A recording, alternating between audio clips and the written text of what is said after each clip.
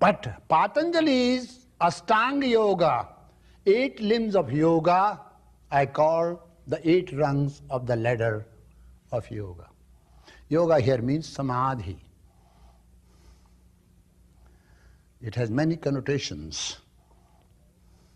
You see, yoking. As thy yoke, it is mentioned in the Bible. Yoga here means samadhi. The aim and object of yoga is to attain the highest rung, which is called samadhi. Then, this is a wrong translation because there is no equivalent word in the English. There are 3-4 words which became very common and adopted by English language, like karma, maya, samadhi,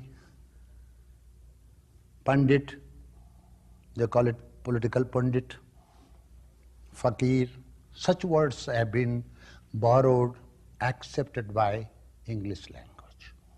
Mahatma Gandhi created a word which is very famous in English language these days. That's called Himalayan blunder.